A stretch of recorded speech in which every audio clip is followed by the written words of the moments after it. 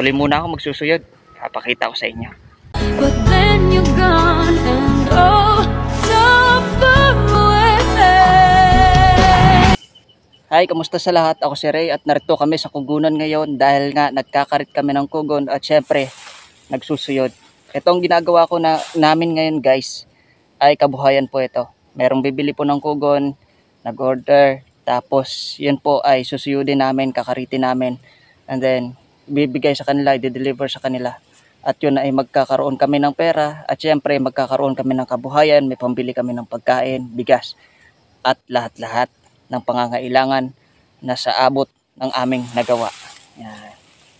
Kamusta kayo dyan? Kanina nung nagpe-prepare kami na magsusuyod nga ng kugon, yung dating pinagsuyudan dito sa mga tambak dito, akala namin ayos na ayos pa rin.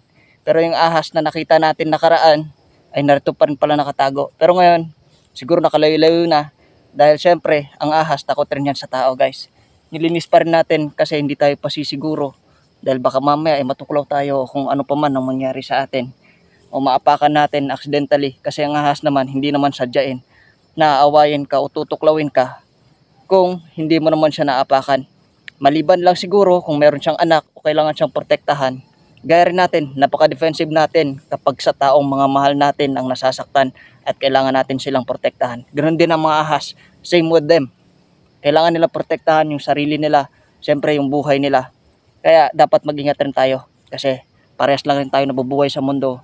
We should have a mutual relationship kahit nasa hayop. Dapat maging mabait tayo sa kanila para hindi rin sila maging marahas sa atin kapag tayo ay encounter sa kanila. Yan. And tutuloy ko muna ang gawain. Siyempre hindi pa tayo tapos, nagsisimula pa lang tayo. Pero pinapawisan agad tayo dahil nga ang inahon natin siyempre bundok, sa taas tayo.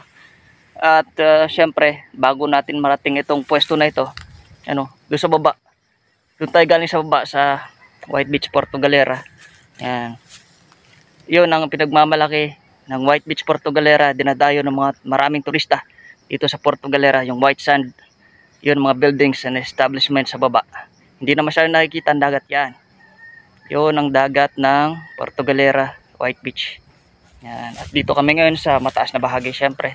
Kasama ko syempre ang aking mahal na asawa. Yun. Yan. Maraming salamat sa inyo. Ha? Yan. Ang ibang kasama ay wala pa rito. Medyo nauna kami pero tanghali na ngayon ha. Mahirap kasi magkugon pagka ganito guys na maulan. Hindi tayo makapagpatuloy ng ayos. Malapit na ang deliveran ng kugon sa Miyerkules na.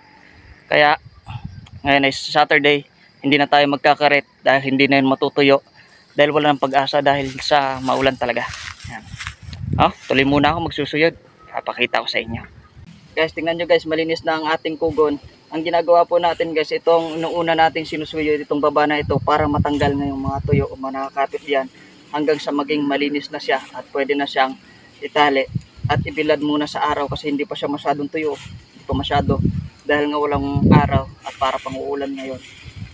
Salamat sa Diyos na lang at malayo-layo pa. 4 na araw pa bago natin ihanda ito.